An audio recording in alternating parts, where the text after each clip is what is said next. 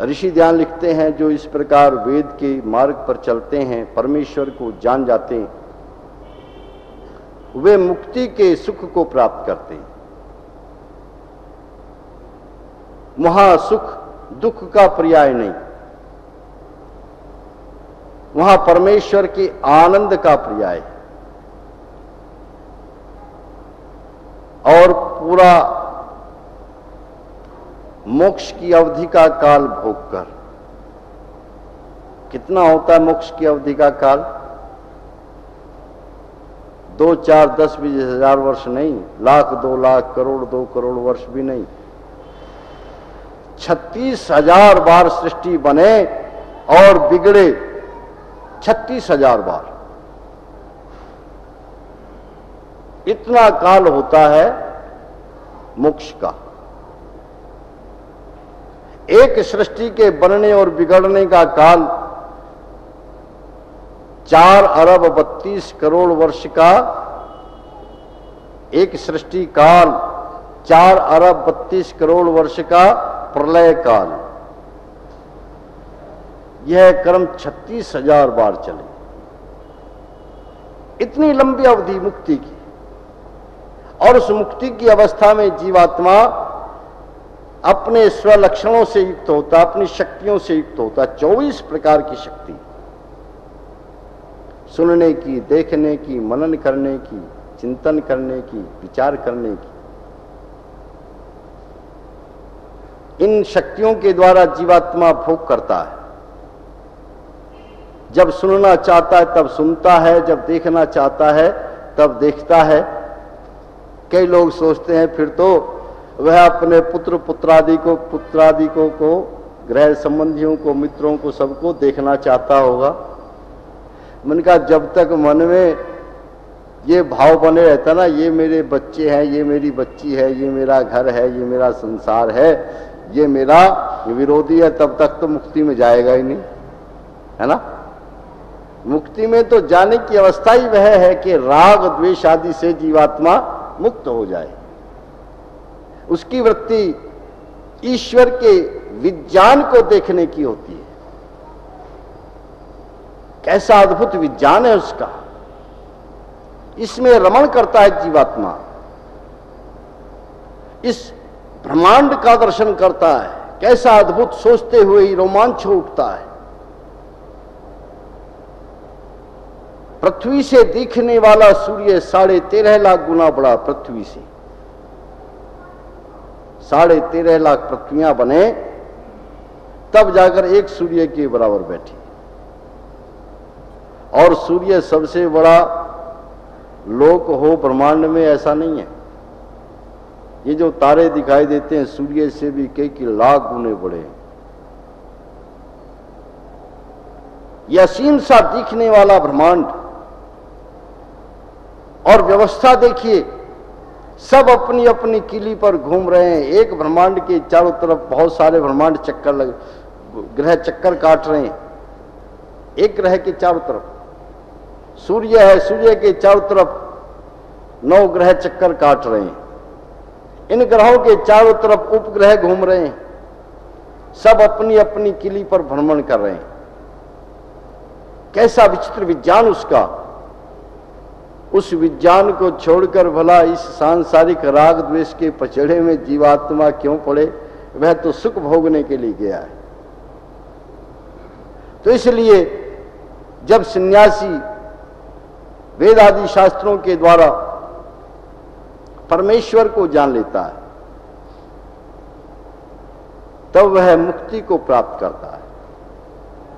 मैं कई लोगों को बड़ा अभागा कहता हूं। गृहस्थ में व्यक्ति रह रहा है, उसे तो बच्चों का पालन भी करना, अपने गृहस्थ धर्म का निर्वाह भी करना, पत्नी का निर्वाह भी करना है, सगे संबंधियों को भी देखना है, उनके साथ भी जो संबंध है उनका निर्वाह करना है।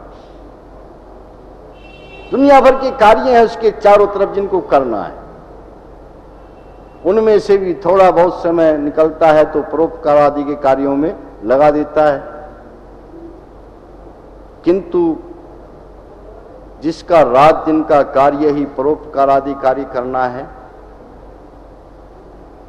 वह सन्यासी भी उन्हीं चक्करों में पड़ जाए जो चक्कर व्यक्ति को बांधते हैं, तो उससे बड़ा अभागा कौन होगा? उससे बड़ा कोई अभागा नहीं।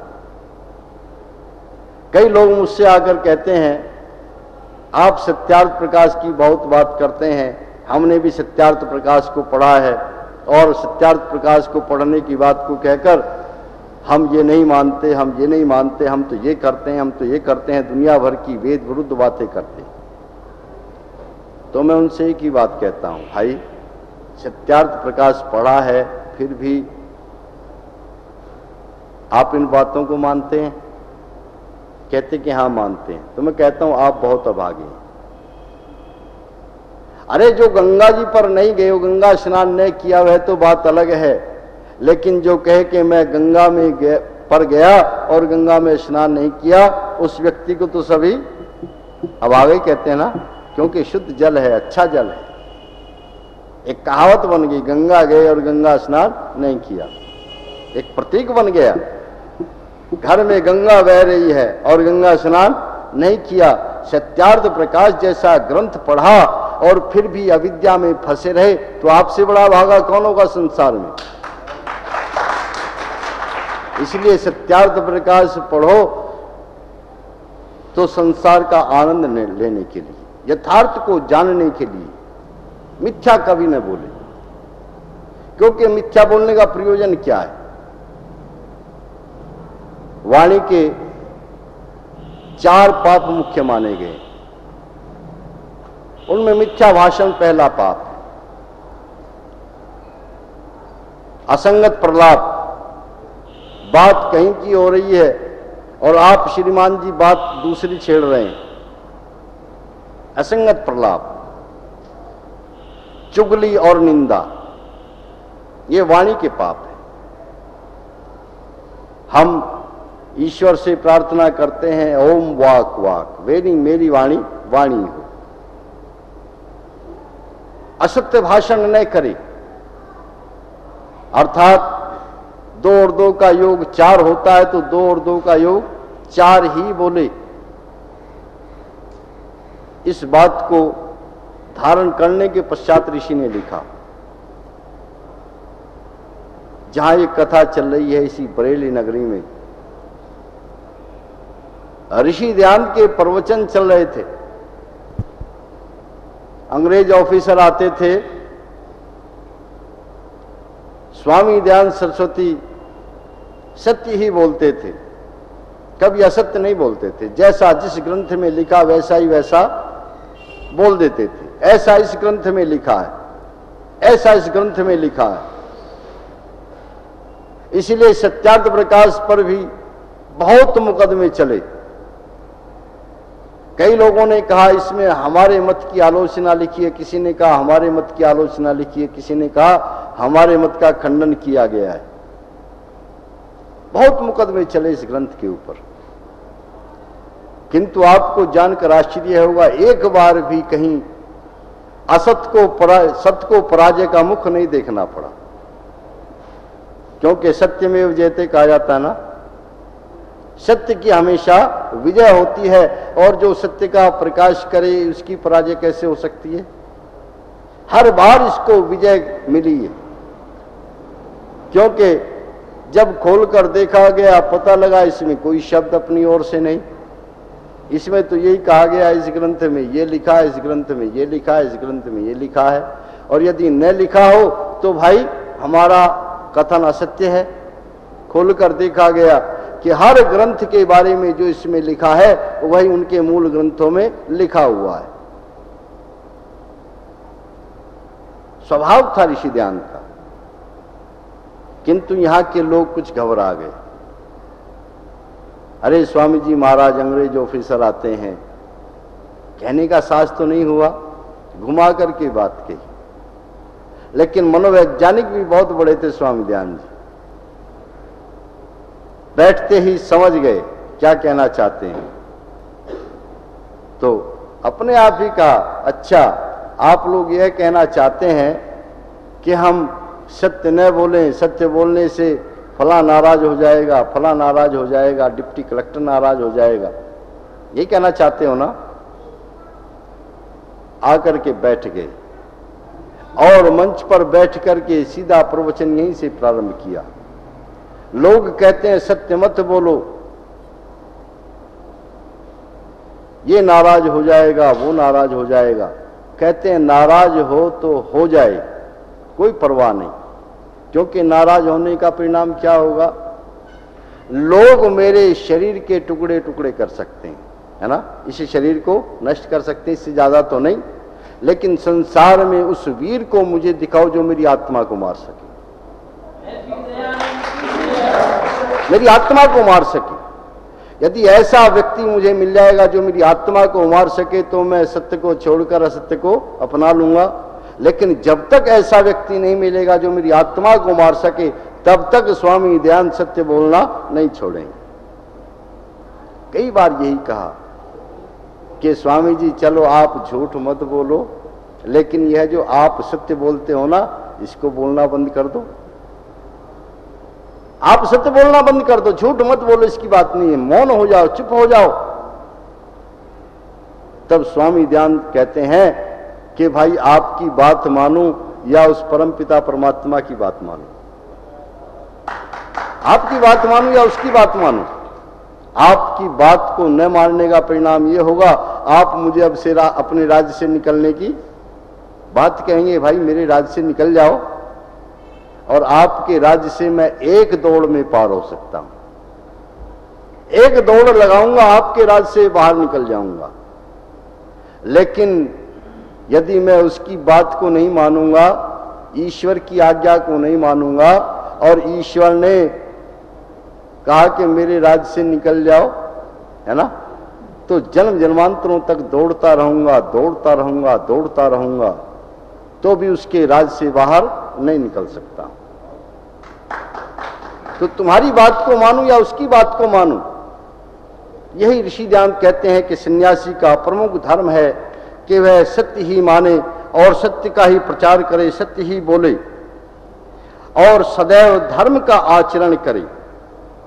धर्म क्या है?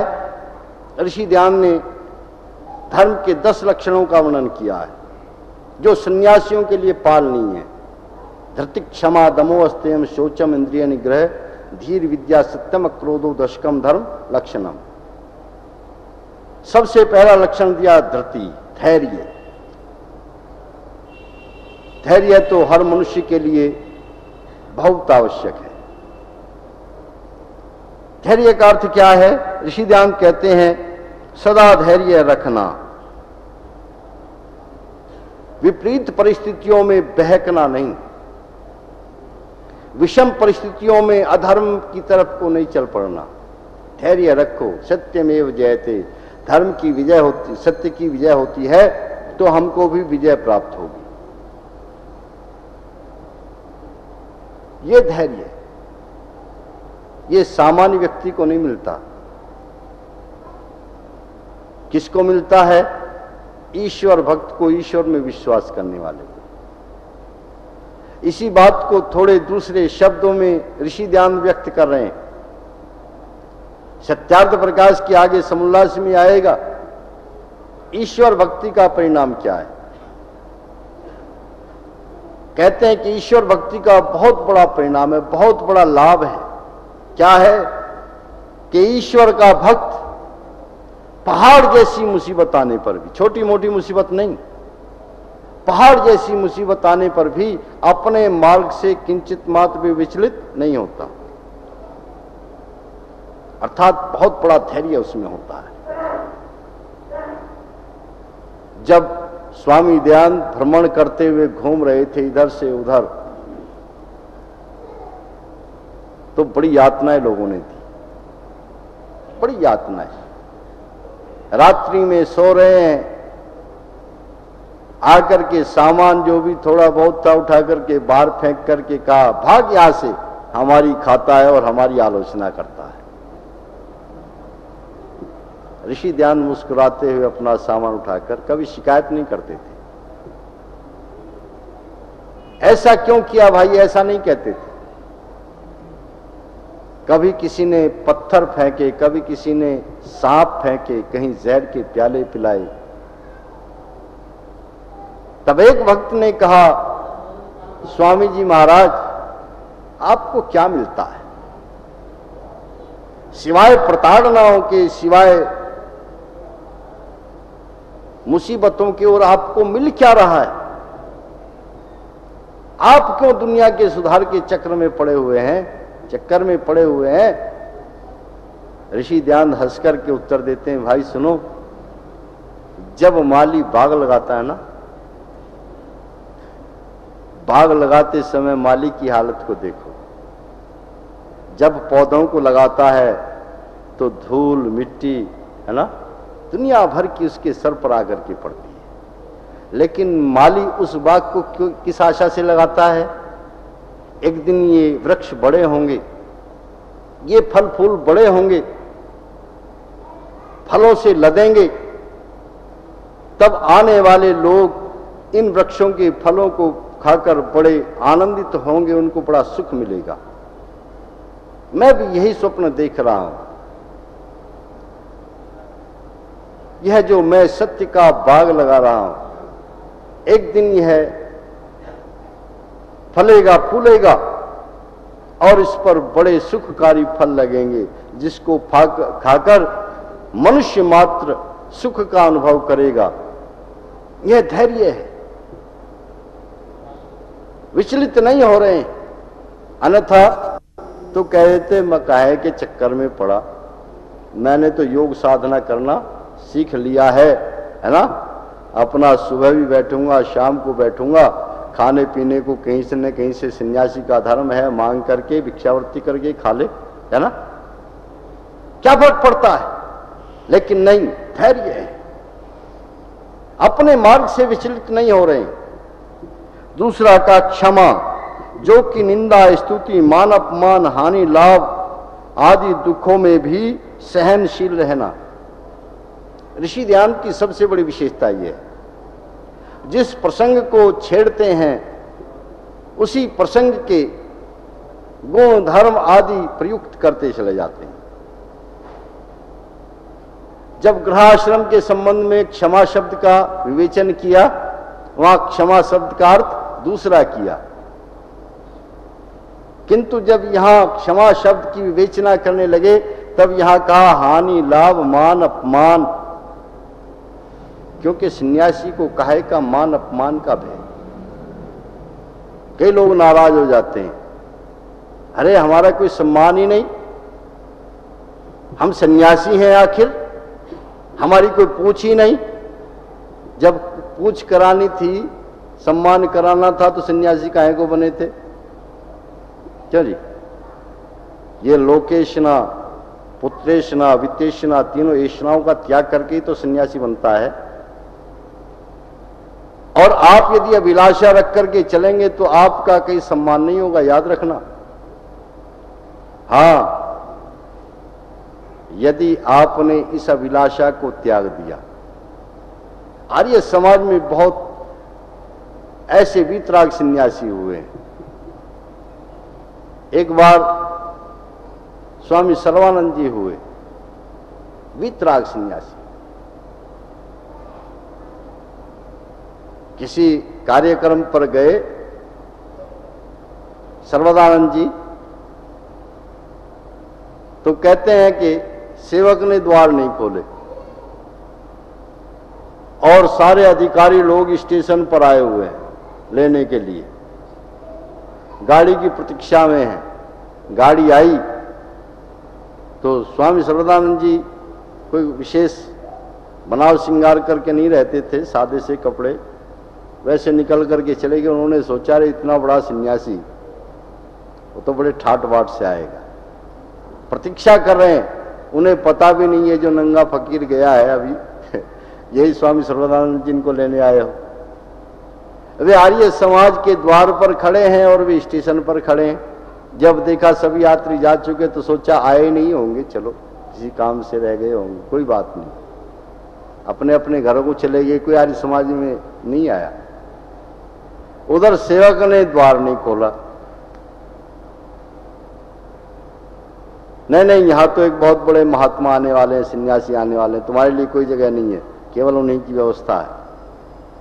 ये नहीं कहा कि मैं ही स्वामी सर्वदानंद, बाहर ही बिछाकर अपनी चादर को सो गए।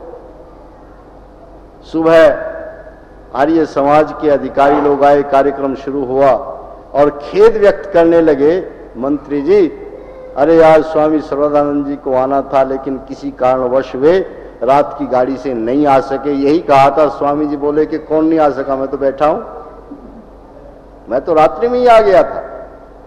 फिर कहा रहे स्वामी जी महाराज कि आपकी सेवा शुश्रूषा से प्रभावित होकर मैं द्वार पर ही सो गया था, शिकायत नहीं की, कभी कुछ मांगते भी नहीं थे। ऐसे ऐसे तपस्वी सन्यासी कब हुए? ऋषि दयानंद की प्रेरणा से। स्वामी श्रद्धानंद जी जैसे, जिन्होंने लाल किले के सामने जो चांदनी चौक पड़ता है, उसके चौक में अंग्रेजों के सामने सीना खोलकर कहा, अंग्रेजों के पास यदि ऐसी कोई गोली हो जो मेरे सीने को बेंध सके तो चलाओ। मुंह फिर गए थे संगीनों के। ऋषि ध्यान से प्रेरणा पाए हुए।